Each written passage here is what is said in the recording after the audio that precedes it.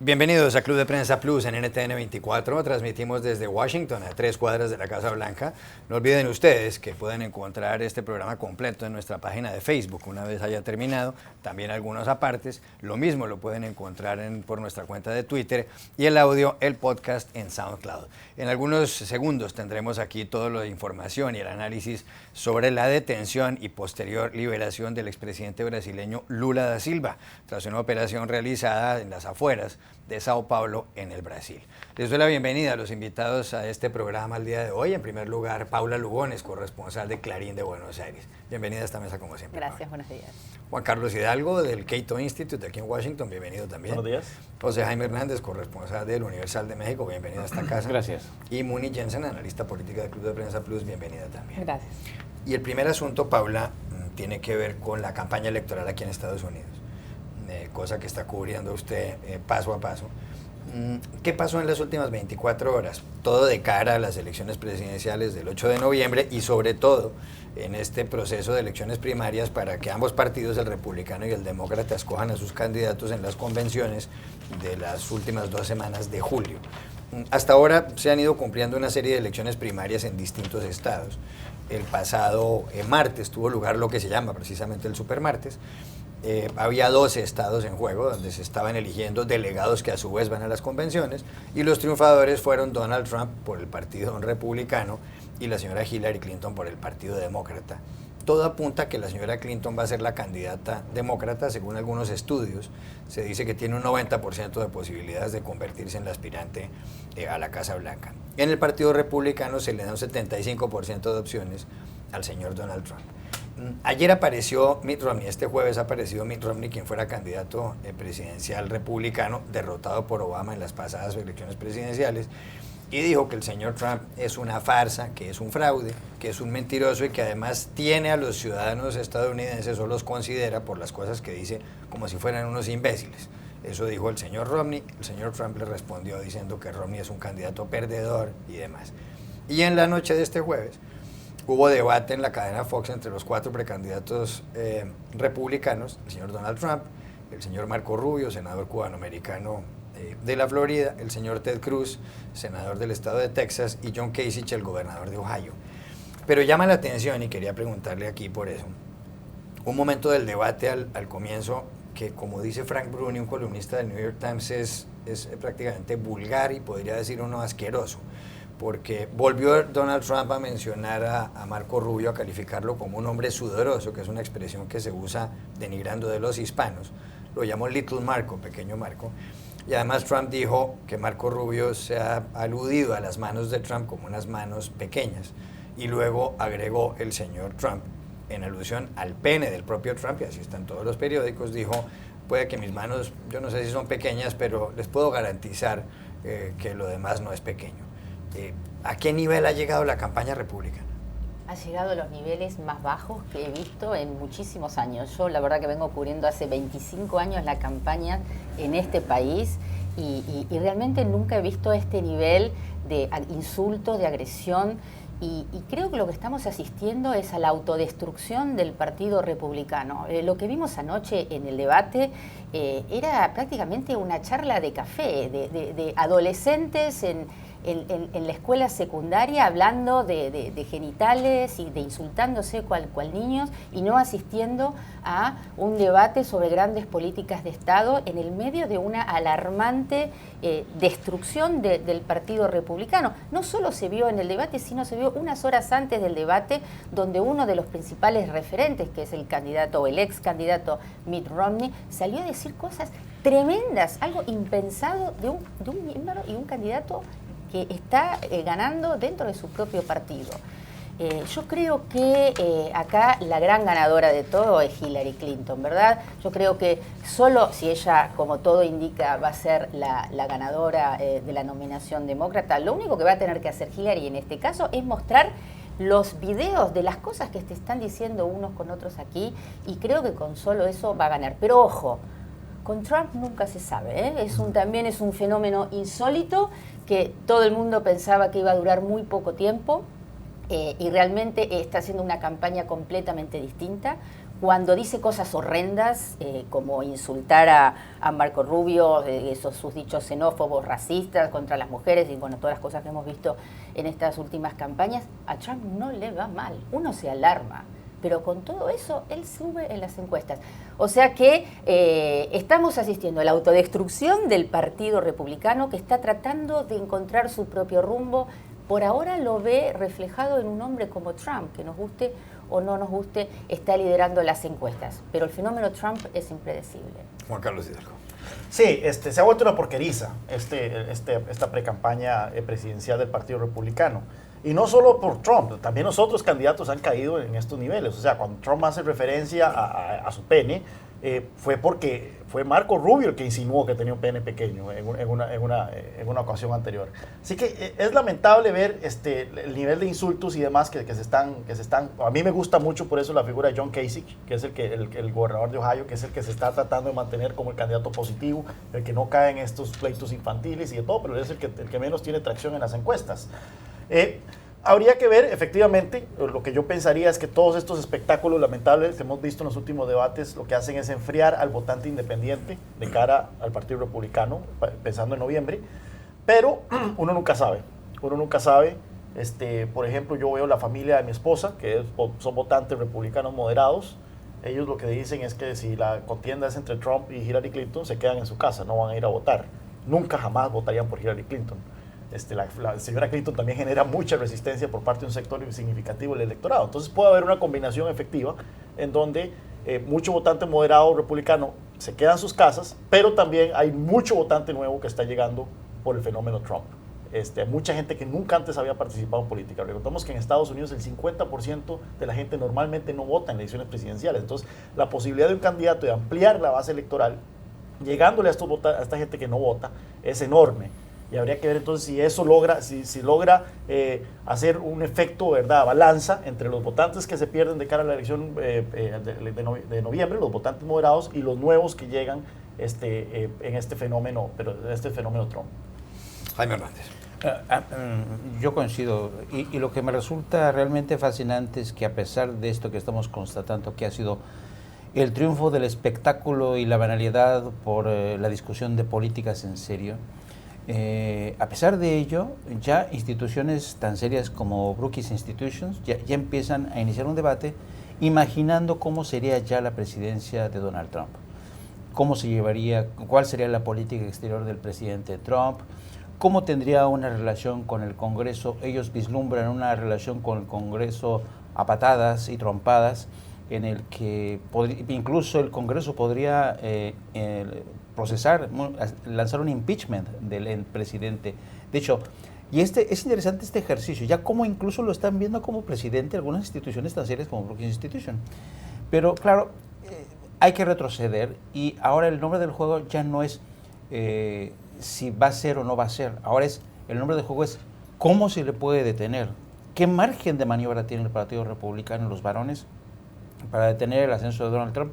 Yo cada vez lo veo más difícil y mientras más se cierra esta ventana para Donald Trump, más se ensancha para Hillary Clinton, que yo creo que mucha gente se queja de la falta de entusiasmo y como tú has dicho, ahora que tengan a Trump, Hillary va a tener posiblemente mucho entusiasmo entre sus electores para auparla y para evitar que llegue a toda costa Trump a la presidencia. Dice la editorial de la revista The Economist, que apareció en las últimas horas, que Hillary Clinton, si se mueve un poco más hacia el centro, si no se va mucho a la izquierda, puede recoger un electorado de centro, si es que eso existe aquí, que podría lograr una presidencia que una al país. Pero también es verdad, como dice Juan Carlos Hidalgo, que en todos los sondeos, cuando a los ciudadanos se les pregunta con qué adjetivo calificarían o describirían a Hillary Clinton, con qué adjetivos, siempre el primer adjetivo es que es una persona que es de no fiar, la gente no confía en Hillary Clinton. Bueno, yo creo que eso es el mal menor en este momento, después de escuchar el debate de anoche. Y si seguimos con la metáfora de Paula de los adolescentes en un bar, a mí lo que más me llama la atención es que después de cogerse a golpes verbales y casi físicos, estos candidatos en el debate de anoche salieron abrazados, porque a la hora del té, en la pregunta que les hicieron de si apoyarían al candidato republicano, todos dijeron que sí, que el candidato que fuera, hasta John Kasich insinuó o dio a entender que apoyaría una candidatura republicana de Donald Trump. Entonces yo no sé a qué están jugando. No sé si es porque este es un país que no tiene grandísimos problemas, que tiene una tasa de desempleo menor al 5%, que está creciendo cuando el resto del mundo se está contrayendo y que estos son simplemente una especie de jugueteos de estos políticos previos a las elecciones con el fin de generar espectáculo. Es increíble que Donald Trump ha puesto el tono del debate tan supremamente agresivo que un hombre como Ted Cruz, que es prácticamente el lobo más detestado en el Senado, parece como una especie de oveja al lado de lo que se ha convertido esta contienda. Un escenario. Hace poco vi un tweet que me llamó mucho la atención porque era un comediante y dice, bueno, para esto parece que Estados Unidos está en su última temporada y los escritores se están volviendo locos, ¿verdad? Porque estamos viendo cosas que nunca antes se habían visto.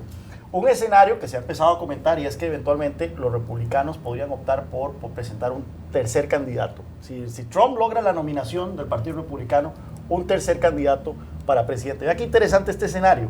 La 12ª enmienda de la Constitución de Estados Unidos dice que si ningún candidato presidencial logra una mayoría de votos electorales, a la hora o sea, la mitad más uno de los votos electorales, entonces, de los 3 candidatos que logren la mayor cantidad de votos electorales, la Cámara de Representantes escoge al presidente usando cada estado votando, cada estado teniendo un voto. Sí. Y el voto dice, bueno, si los 57 congresistas de California, bueno, se toman un voto los republicanos ganan los demócratas, entonces el voto de California va para los demócratas y así. En ese caso, el Partido Republicano podría terminar votando entonces por un moderado republicano que quede tercero en la carrera presidencial, en votos electorales, y por lo tanto podrían terminar dándole la vuelta. Si es que hay suficientes republicanos moderados votando, porque en este momento no hay republicanos moderados por ningún lado, quizás con excepción de John Kasich. Ya regresamos a Club de Prensa Plus. Volvemos a Club de Prensa Plus en NTN 24. Ha llegado también Paulo Sotero, el director del Instituto Brasil, del Centro para Académicos Woodrow Wilson, aquí en Washington, quien fuera además por muchos años corresponsal o Estado de Sao Paulo.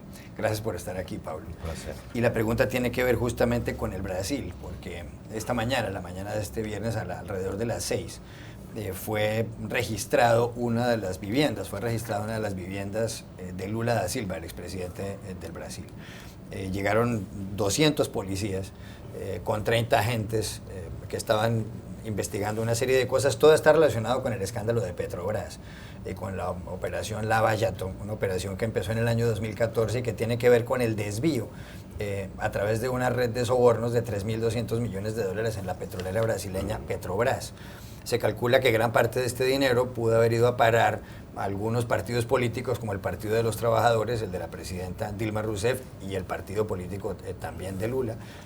Hay 2 personas que están declarando, han llegado a arreglos con la justicia: Alberto Youssef, un hombre que es experto en cuestiones tributarias, y Paulo Roberto Costa, quien fuera un directivo de Petrobras, y ha habido muchas personas detenidas, entre otras Joao Santana, recientemente, quien fuera el cerebro de las campañas de Dilma Rousseff y de la campaña a la reelección de Lula.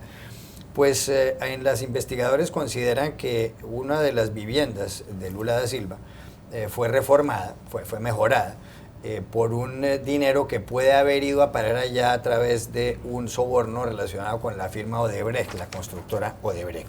Y por esa razón esta mañana unos agentes llevaron a Lula da Silva a declarar y luego fue puesto en libertad. Aquí hay 2 cuestiones que nos gustaría que usted mencionara o que analizara. La primera es de suponer que esto le ha puesto fin a la carrera política de Lula da Silva, quien quiere volver a ser candidato por un lado, y por otro lado, ¿qué puede pasar con Dilma Rousseff? Porque parece que cada vez se estrecha el cerco de la presidenta, quien fue a su vez presidenta del Consejo Directivo de la Junta Directiva de Petrobras durante varios años. Creo que la carrera política del expresidente Lula ya está encerrada, ya estaba encerrada antes de esto. Dijo que él afirma que será candidato si su partido quiere, porque es una manera de mantenerse políticamente en juego. Pero el apoyo a su persona, a su partido, han caído mucho en consecuencia de este escándalo. El presidente, la razón de esta tomada digamos, declaración del presidente fue que las autoridades detectaron, había un esfuerzo por parte de Lula público de evitar este momento. Incluso lo hizo por escrito, y dije que ahí estaba, que no tiene la opción bajo la ley brasileña de no prestar las declaraciones, ¿no? Está llamado, entonces por esto hubo una convocación. Hay también varias iniciativas sobre acceso a cuentas bancarias de gentes muy próximas de Lula, de sus hijos, etc.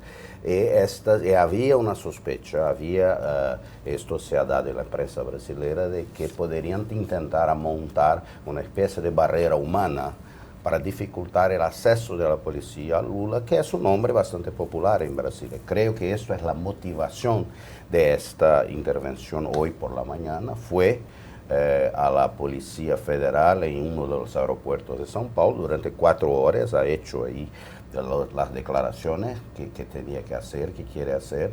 Esto sigue, hay no 2 personas, 2 testigos, pero hay 41 testigos de gente involucrada en esto que ya hicieron acuerdos de delación premiada con la justicia en Brasil. El caso de la presidenta es un poco diferente, porque ahí en la más reciente de las delaciones premiadas, un ex senador de la República, senador de la República, ex líder de Dilma en el Senado, hace acusaciones muy serias en contra de la presidenta, involucrando a la presidenta en lo que sería, digamos, obstrucción de justicia. Esto debe, digamos, dar energía a un proceso de impeachment que ya existe en el Congreso de Brasil y que debe ser apoyado también, debe ganar también con manifestaciones públicas que están convocadas para el día 13 próximo. Entonces esto, digamos, las opciones ahí para la presidenta, para el Partido de los Trabajadores se estrechan y las investigaciones siguen ahora en más una fase, creo que con amplio apoyo de la población, de la opinión pública, pero ahí todavía es temprano para prever algo, ¿no? Ahora es curiosa la reacción de los mercados, es que es bastante positiva porque están ansiosos por una resolución de la cuestión, primero de las investigaciones, después de la crisis política que es paralizada por las investigaciones, y ahí sí de la economía, pero ahí tenemos ahí un gran recorrido ahí por la Me llama la atención que no es solamente un golpe, obviamente para Lula, para la presidenta Dilma, el Partido de Trabajadores, pero también para la izquierda en América Latina, quien ha tenido en Lula da Silva como una especie de héroe de las masas y que de verdad durante su presidencia sacó a millones de brasileños de la pobreza. Y la otra cosa que me llama la atención es realmente el alcance de la justicia brasileña, porque se ha metido hasta con McDonald's recientemente y es quizás una rama judicial que pudiera prestarse a otros países de América Latina.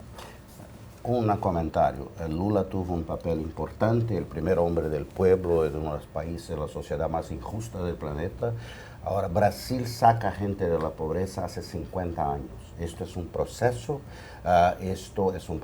que ha empezado antes de Lula. Tiene mucho a ver en Brasil con democracia, en la cual Lula tuvo un papel muy importante. Por esto es tan triste esto que pasa, porque Lula es un personaje central de la redemocratización en Brasil. Y ahí vamos a tener que pasar por esta agonía, ¿no?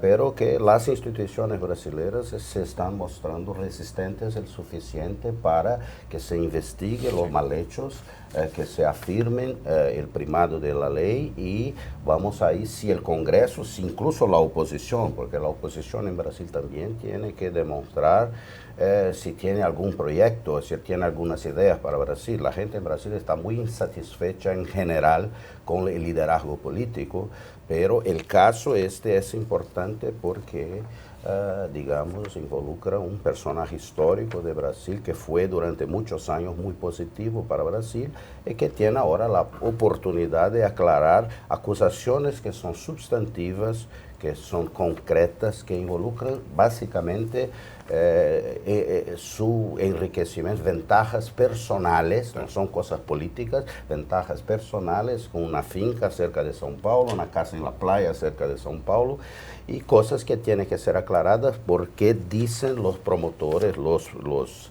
agentes de la ley, que esto, a la origen de la plata, es el escándalo de Petrobras. Paula Lugones.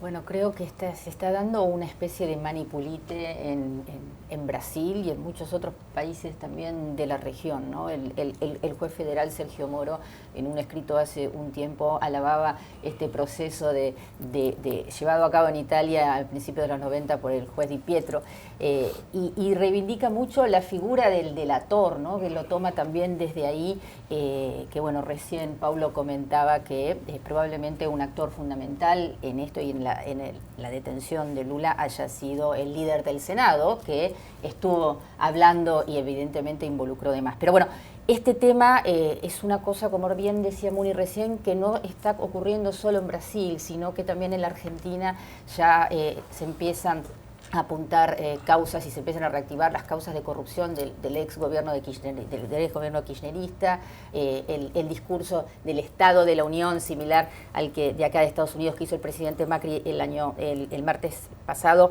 hizo una reseña de todos los casos de corrupción que ha habido en el anterior gobierno, y la justicia se está activando. La presidenta la expresidenta está involucrada, está sometida a la justicia en varias causas, incluso una que la señala también y la involucra dentro de la muerte del fiscal Alberto Nisman, ¿no? El 18 de enero del año pasado. Y que recién ahora se dice que fue un asesinato. Un fiscal dijo que fue un asesinato. Hace un año no se sabía quién era, y hay una persona, ex agente de inteligencia, vinculado al kirchnerismo en su momento, que acusa directamente a un grupo ligado al gobierno de Cristina Kirchner de ser Jaime Estiuso, exactamente, sí, que acusa a un grupo vinculado al kirchnerismo de ser el asesino, el que realmente cometió el crimen y que beneficiaba no solo a Cristina Kirchner, sino a otros funcionarios de su gobierno. Lula da Silva, Juan Carlos Hidalgo. Sí, bueno, o sea, coincido con Muni, se había convertido en un santo secular de la izquierda vegetariana latinoamericana, ampliamente admirado, ¿verdad?, en Chile, en Perú, el mismo Capriles, él decía que él se veía como un político como Lula. En El Salvador, Mauricio Funes se presentaba como un futuro Lula, y él aprovechó esta situación para andar como presidente por toda América Latina, utilizando sus contactos con estas dos grandes constructoras, Odebrecht y OAS,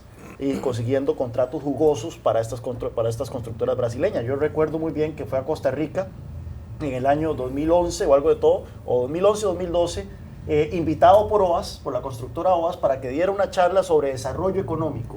Por supuesto que se reunió con la presidenta Chinchilla, en ese momento se reunió con las autoridades. 8 meses después, OAS gana una concesión muy polémica en Costa Rica, que luego tuvo que ser rescindida a un costo enorme para el contribuyente costarricense. Así que este tipo de negocios en los que andaba Lula eran muy conocidos, y en buena hora las instituciones de Brasil, en buena hora, yo veo esto como en lugar de una crisis institucional, más bien veo un fortalecimiento institucional en Brasil, veo el vaso mitad lleno en lugar de mitad vacío, porque en buena hora que Brasil está haciendo esto, en buena hora que están yendo incluso por pesos pesados como Lula en Brasil.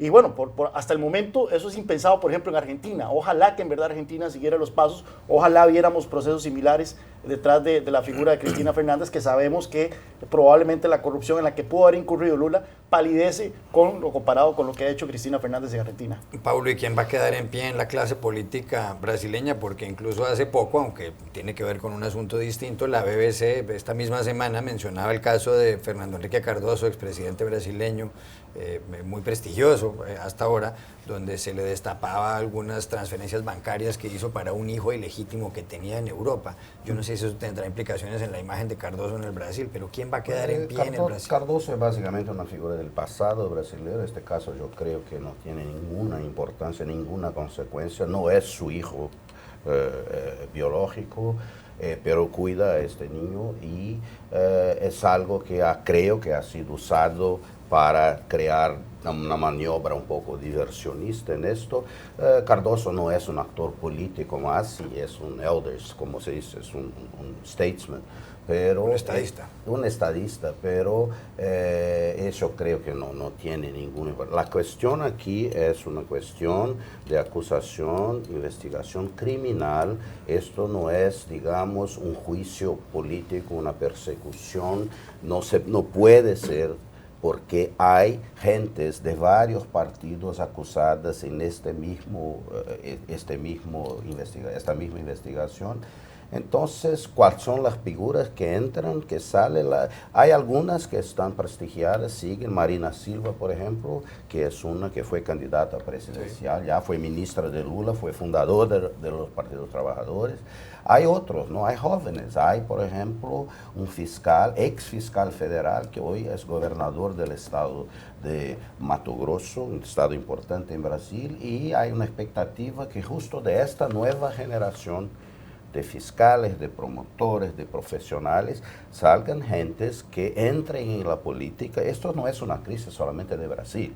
La falta de motivación para entrar en la política es una crisis de Estados Unidos, de varias democracias. Entonces, que este episodio sea un episodio de lecciones para que el país crezca, como que se pueda desarrollar políticamente. Creo que es lo que está ocurriendo.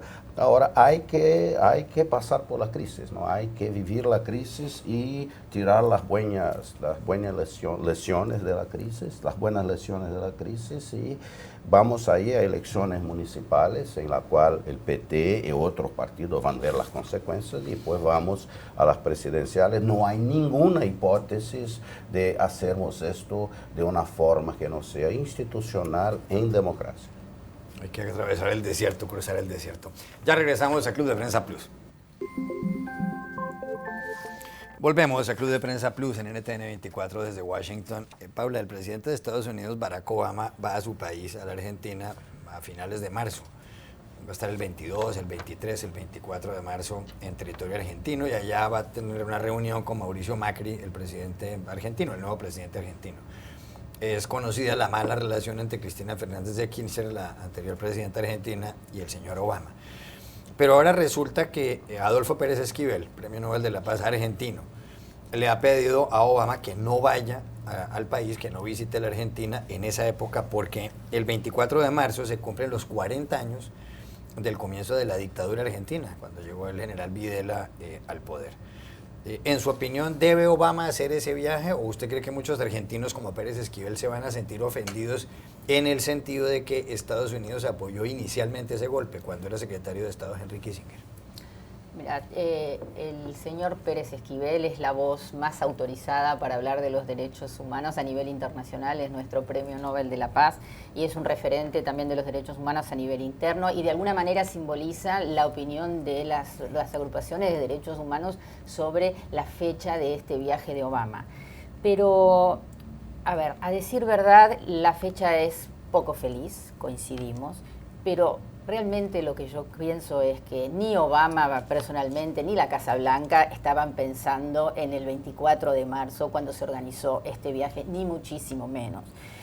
Fue una elección a lo mejor desafortunada, pero yo creo que la elección de este viaje fue hecho mirando hacia el interior de los Estados Unidos, la fecha de este viaje.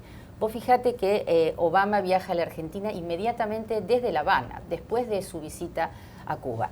Un viaje a Cuba que es bastante polémico, por cierto, puede despertar cierto debate en el interior de los Estados Unidos. De alguna manera, Obama desde La Habana va a Buenos Aires a un viaje completamente distinto. Va a darle una señal de apoyo a un nuevo gobierno de un signo completamente distinto al kirchnerismo, un gobierno que se ha enfrentado de alguna manera, el nuevo gobierno de Macri, a la política de derechos humanos en Venezuela, que ha denunciado violaciones de derechos humanos de Venezuela. Entonces, dar apoyo a un nuevo gobierno regional que puede ser referente en varios temas y de alguna manera compensar la visita a Cuba. Por eso creo que fue la elección en ese viaje La Habana-Cuba, en una gira en el mismo momento.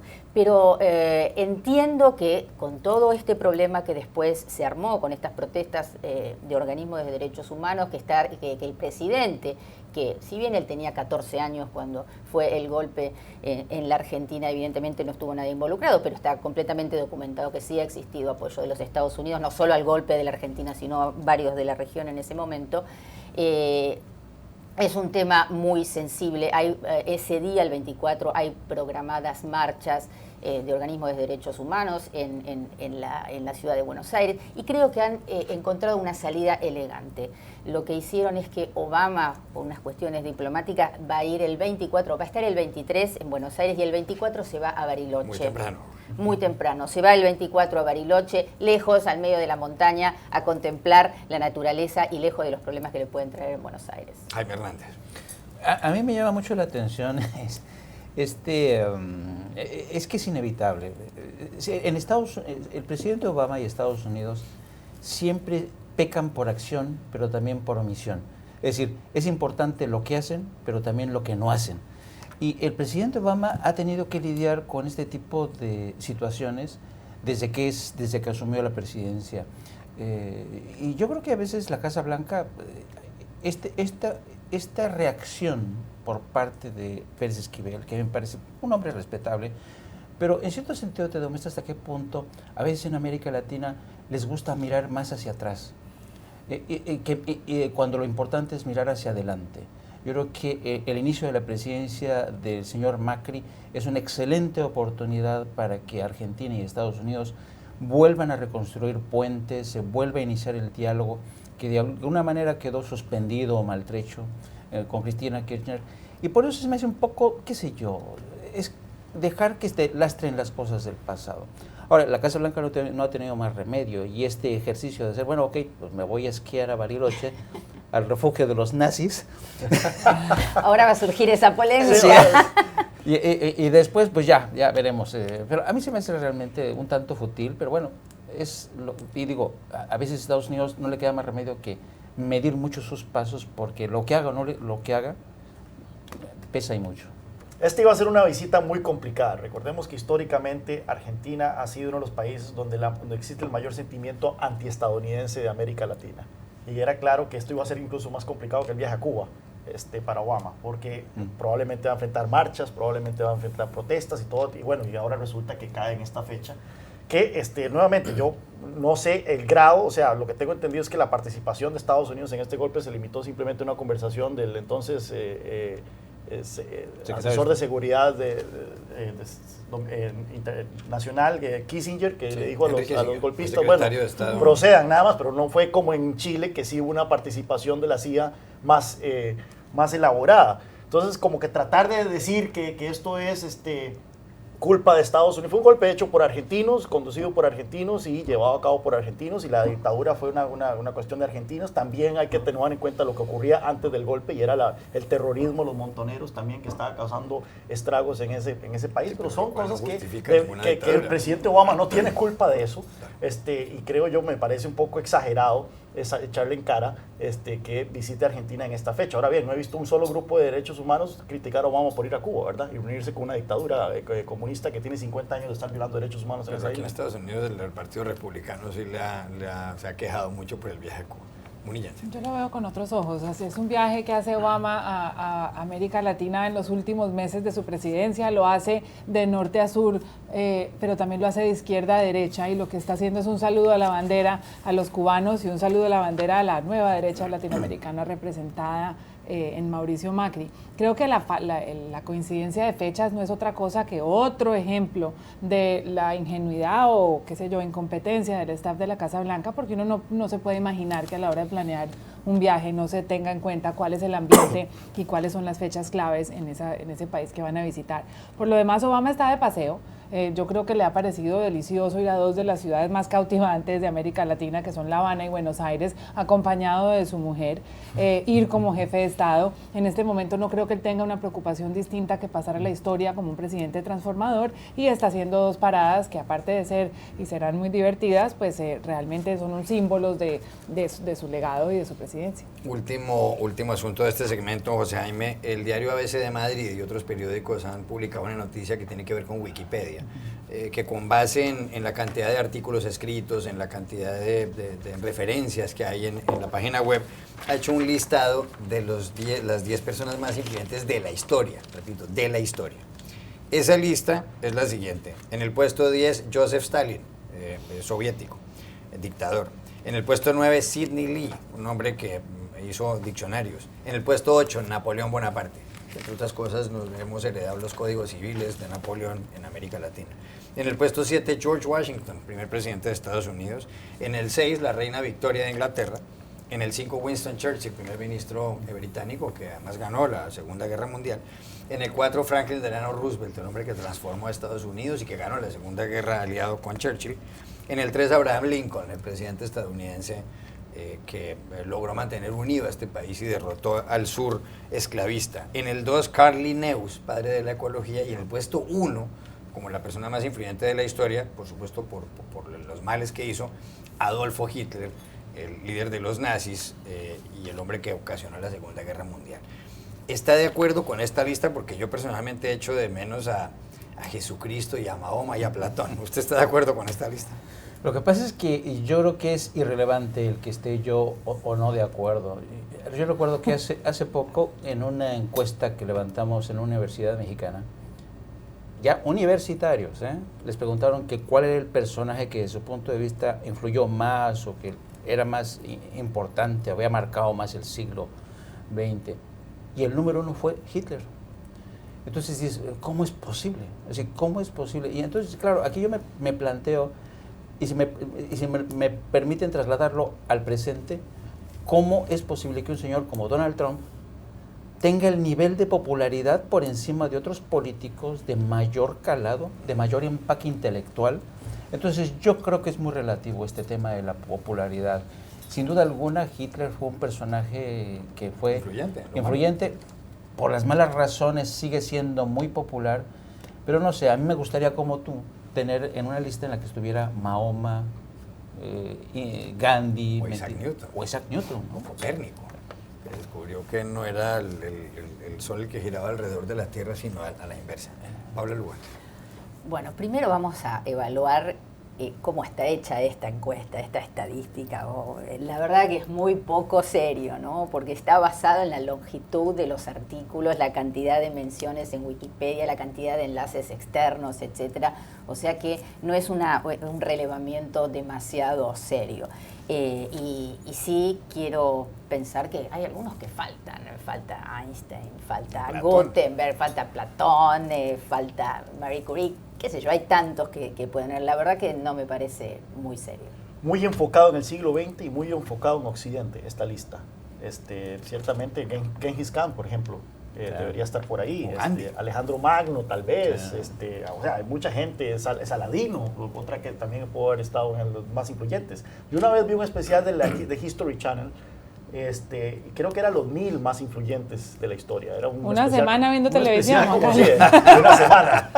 Y el número 1, Johannes Gutenberg, que fue el inventor de la imprenta, que ciertamente cambió al mundo. El hecho de que se como internet casi. Así que yo creo que definitivamente, o sea, aquí veo cierta gente que ni siquiera sabía que existía y eso me parece que no debería estar ahí. Un Stalin, por ejemplo, yo pondría más a un Karl Marx. Karl Marx fue mucho más influyente que un Stalin, por ejemplo.